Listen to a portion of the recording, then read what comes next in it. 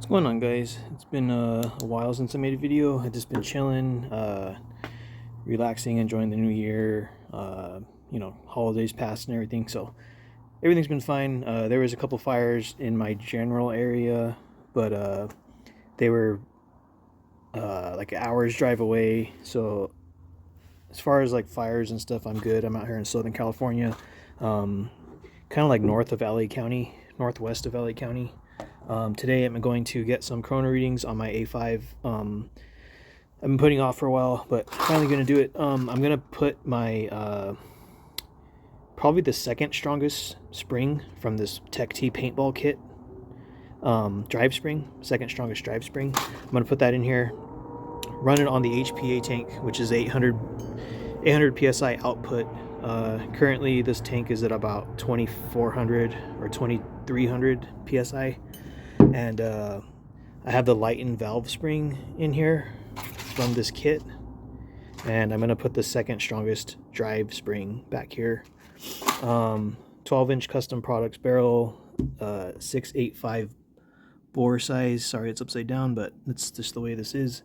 685 bore size, and like 680, 682 balls. I'm gonna probably just use the QAB, the T4E quick access balls, the white ones, just to try to keep this consistent.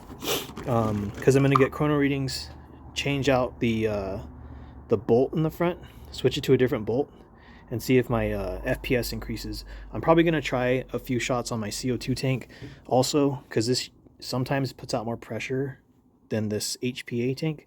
This is at about 260 grams of CO2 is still in here out of about 500, so it's only about half full, and it's about 57 degrees Fahrenheit out here right now, so it's not warm. Gonna try that first, gonna try that second. I'll probably do like 10 shots of each, write down all those numbers, and then go inside and switch out the bolt right here, and I'll show you guys that later in the video, so I'll be right back. All right, you guys, I got my A5, Tippmann A5 HPA tank, 800 psi output. I got the T4E QAB balls in here. They're pretty much like 3.6 grams, and the bore size is about 680 or 682. Yeah, I'm just gonna start firing right now. So, chronograph, and here goes nothing.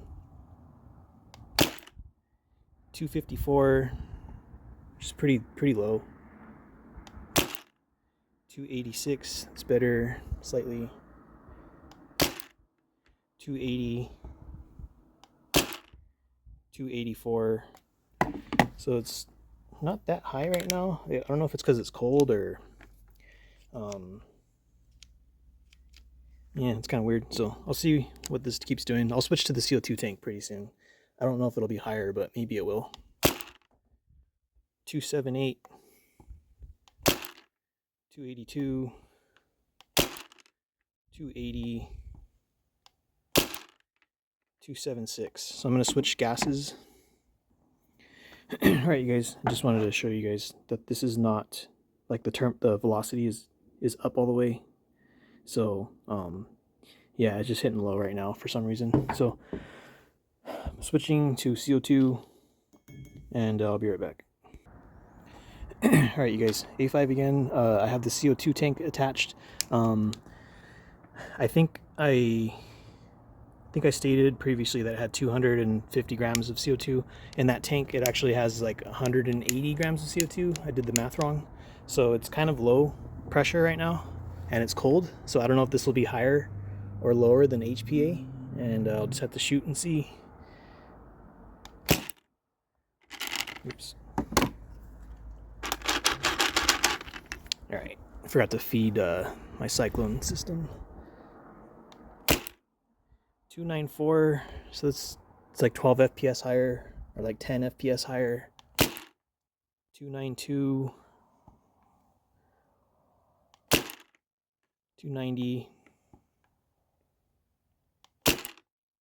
282, 284. So right now it's pretty much almost the same. 298. I have random little spikes in speed. 296,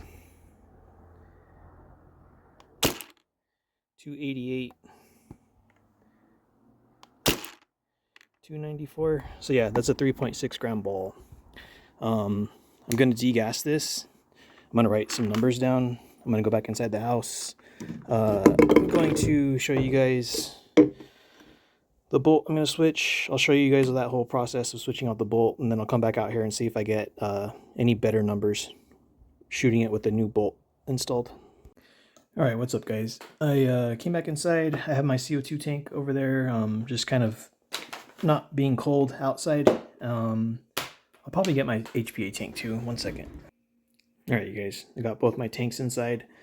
I'm pretty sure temperature doesn't affect HPA, but I'll just bring it inside just to keep it even. Temperature definitely affects CO2 though.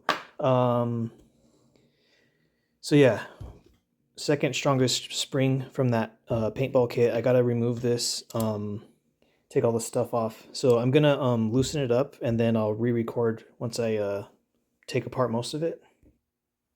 All right, you guys. So I took it apart. I have all my screws and stuff over there.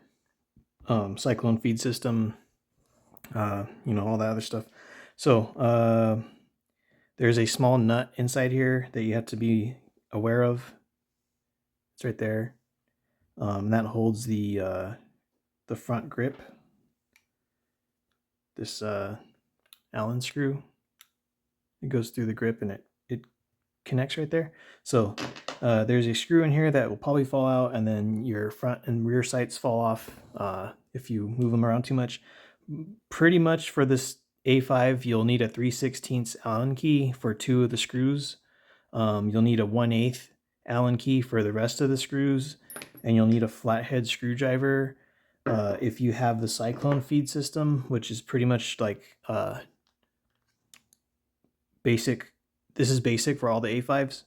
It has this feeding system on it, and that flathead screwdriver is for this screw right here, because it connects to the back of this shell right here.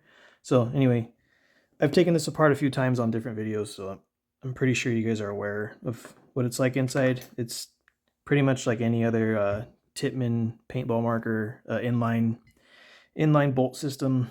So charge handle and a spring, and then this bolt. The bolt, you know, you pull the charging handle, it cocks the bolt back, gets stuck on the sear spring, and then when you pull the trigger, the sear releases, and then this comes forward because there's a spring pushing this forward, and then, you know, all this stuff happens. So I'm going to remove this bolt. This is the stock bolt that came with my A5. It seems decent, but there's not a trap for air in the rear of it. So back here, there's no O-ring or anything. It's just like lets air leak. And I feel like it's pretty snug. Like it doesn't. I feel like it might not need this O-ring. It might only add a little bit of speed, if anything. So this O-ring I'm talking about, I haven't shown yet. Well, I've showed it in a previous video, but I got it from the Jersey guy. He's a YouTube channel. He had one. He has a Tippmann 98. I think he put some MCS parts in it, and he sent me the bolt that I wanted. Nobody sells this bolt by itself. This stock bolt, wherever I put it, oh, here it is. This is like $3 or something, $3.50, and it just has an O-ring on the front. And yeah, there's nothing in here. Like it's just smooth on the inside. This one, this white one, has an O-ring in there, so it may seal the rear from expelling air that would just leak out into this general area. So I'm hoping that's the case. If it helps, I'm hoping that it helps. So I wrote down the speeds of my HPA shooting over there, and I wrote down the speeds of the CO2 tank. So I'm just going to add a little bit of grease to this, just so the O-ring doesn't get all seized up or like tear or something. I did try like with my factory bolt, I did try like hot gluing an O-ring on the back. I tried putting one on the inside, and I couldn't get anything to work. So I feel like this hopefully will do something. Maybe even add just like 10 FPS. Anything will work. And I'm just putting grease on this, like I said, so that the O-ring can easily slide over this without getting all dried up or tearing. So it fits fine. This bolt was from Ansgear, ANS Gear. It's part of a Tippmann 98 aluminum power tube. It's red, and it comes with this bolt. So it might not be aluminum, but I just know it's a Warrior. The brand is Warrior Tippmann 98 power tube with dowel and bolt, or with bolt. It says it's from Ansgear. Jersey guy sent me this. I really appreciate it. It would have cost me like 25 bucks for that Warrior piece from Ansgear, and alls I want is this. And I wouldn't use this because this isn't a 98. This is an A-5. It's probably really similar, but it's probably just a tiny bit different where I won't be able to use it on the A-5. So yeah, in lieu of buying that, I was trying to do some stuff to the factory bolt, but didn't work out. And Jersey guy sent me this Warrior bolt for a Tippmann 98, which is on that kit from Ansgear. So now this is sealed in the back. There's not going to be air leaking out. And this was a pretty good fit. Like, it's tapered, so the front is a little bit more wide, and the rear side is a little bit more narrow. So it didn't seem like there's very much air escaping, but I have no idea until I actually shoot this. So I'm going to reassemble this really quick, and then like I don't know if you guys want to see a reassembly or disassembly or whatever. I have older videos of me tearing this apart and changing out the valve spring that's in here. So I'm just gonna put this all back together and then start recording again. All right, you guys, back outside. This is the HPA tank. It has 2,000 PSI still, so it's still pretty good. And the highest number I got with the original bolt and the HPA tank, that same one, was 286.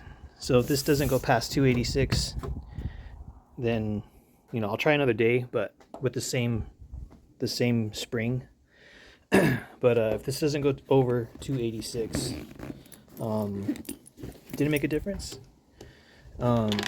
So I have this thing aired up. It's all loaded. It has that Warrior bolt that I just installed, and I'm gonna get my chronograph. All right, you guys, here goes nothing. And I cleared out the box. I'm using the same rounds, the 3.6 gram nylon balls. So yeah, first shot, 258, same as last time where it was kind of low. 272, 280, so it's almost at 286. 290, so that's better than 286. 274, 284, 280, 280, 296. So there's a couple shots that went higher on the HPA tank. So just on that little bit of data, I'm gonna say that it's not consistent, but it does make a slight difference. And I'm gonna take off my HPA tank, like remove the air and stuff, and then put on the CO2 tank and see if I get different numbers. So that one, I think the highest I got was 296 with this new bolt, and it wasn't consistent, but 286 was the highest I got with the old bolts. So it's kind of promising, but yeah, I'll see what happens. I'm just gonna degas this and stuff. I'll be right back. All right, you guys, CO2 tank is on here. I'm just gonna throw it in my backpack and start shooting. All right, you guys, highest on the CO2 with the original bolt was 298. So just under 300 feet per second with the 3.6 gram ball. So yeah, I have my A5 again with the Warrior bolt that has the O-ring attached to the power tube to let less gas leak out. And yeah, I'll see if I can get past 298. It is colder out here now. It's like a degree or two colder, so that may affect this slightly. 270, 296, 300. So it went up 2 FPS from the highest previously. 302, so now 4 FPS higher, which isn't much, but I'll take what I can get. 308, so that's now 10 FPS over what it used to do. 308, 306, 306, 308. So I'm just gonna unload on this thing.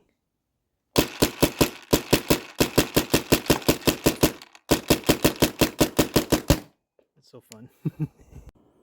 What's up, guys? So I checked the numbers, the joules, and all that stuff.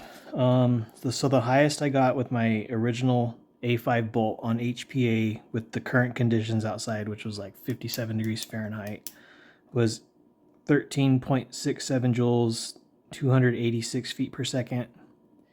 And then when I switched to the Warrior O-ring, or Warrior bolt with the O-ring, and I used the same balls and I used the same air source, I got 296, which was the highest.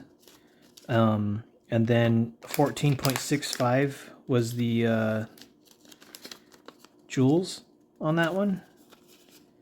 And then compared to 286 at 13.67. So there was a 10 FPS bump and about 1 joule bump in, with that Warrior bolt O-ring.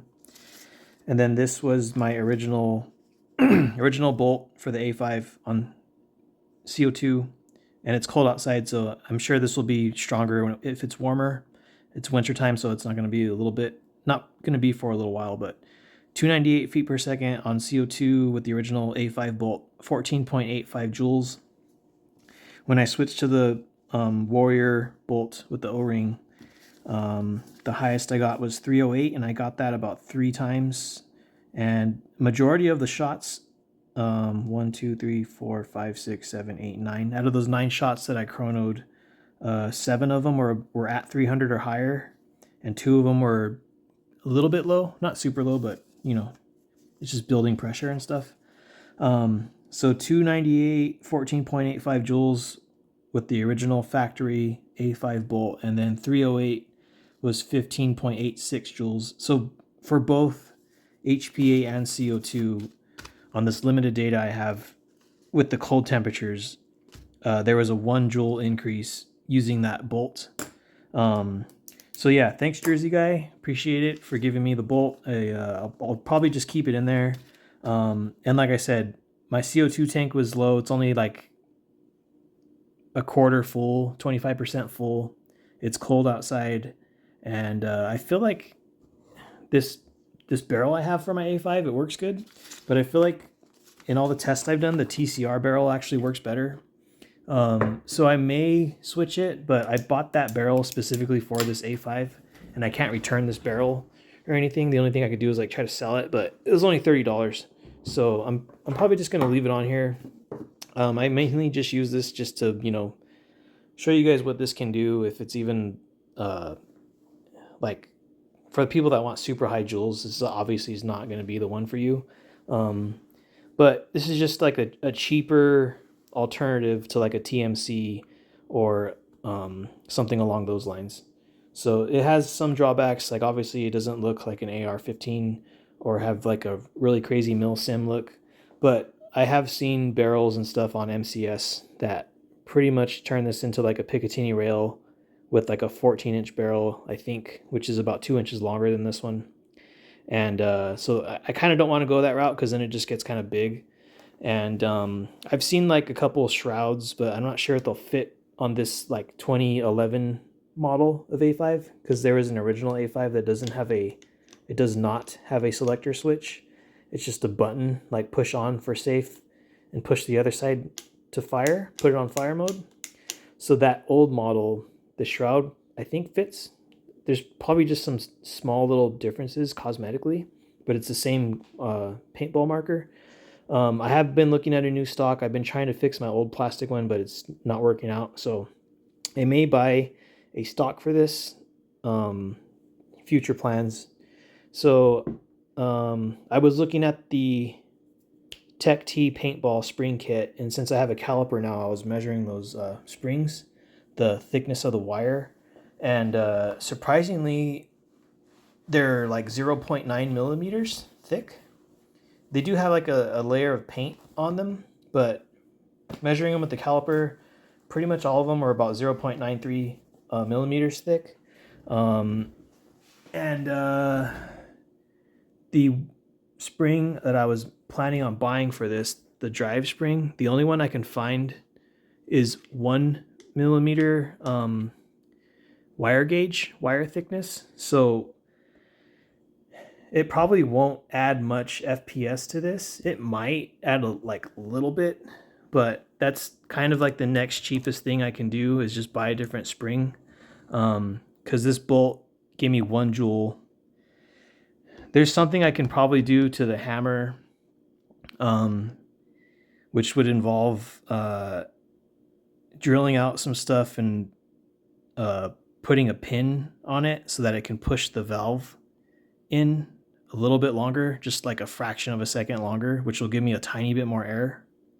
So maybe I can do that. But that's like a more permanent change. I can easily buy a new hammer for this. Like the stock A5 hammer, they're like $10 or something, so they're not very expensive. One other thing I did with this is I changed the O-ring that's on the bolt.